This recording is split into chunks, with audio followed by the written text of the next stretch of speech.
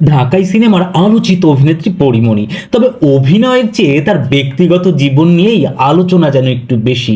প্রেম, বিয়ে, বিচ্ছেদ, অনেক কিছুই তো ঘটে গেছে পরীর জীবনে। তবে সবকিছু ছাপিয়ে নিজের পেশার প্রতি সবসময় অনুগত থেকেছেন।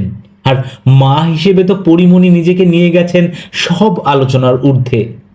তবে সবকিছু ছাপিয়ে সিনেমার বাইরেও আজব এক চরিত্র পরীমণি। কখন যে দুষ্টুমি করেন আর কখন যে তিনি সিরিয়াস, সেটি ধরতে পারাটা বেশ দুষ্কর। শরীফুল রাজের সঙ্গে বিবাহ বিচ্ছেদের পর বছরখানেক হলো এই তারকা দুই সন্তানকে নিয়ে একাকী জীবনযাপন করছেন।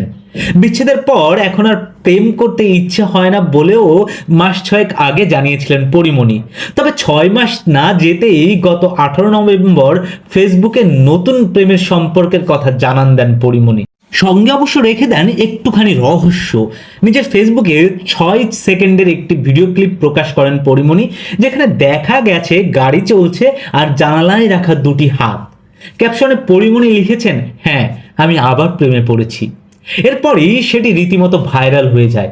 ভক্তরা পরীমণিকে শুভেচ্ছা জানাতে শুরু করেন, বিভিন্ন মিডিয়ায় নিউজও হতে শুরু করে। তবে দিন গড়িয়ে রাত নামতেই দুষ্টু পরী জানালেন তিনি প্রেমে পড়েননি, প্রাঙ্ক করেছেন। আগের ভিডিওটির পুরো অংশ ফেসবুকে পোস্ট করে দেখিয়ে দিয়েছেন হাতে হাত রাখা পুরুষটির চেহারাও। ক্যাপশনে প্রশ্ন রেখে লিখেছেন, প্রাঙ্কটা কি একটু বেশি হয়ে গেছিল? ভিডিওতে তাদের দুজনকে বেশ হাসতে দেখা গেছে। হাসি আর কথাবার্তার ধরন দেখে বোঝা গেছে তারা দুজন খুব ভালো বন্ধু। ভিডিওটির শেষের দিকে তাদের বলতে শোনা গেছে, গুজবে কান দেবেন না। দর্শক, আমরাও গুজবে কান দিতে চাই না, আপনাদের কাছেও আমাদের তেমনটাই অনুরোধ।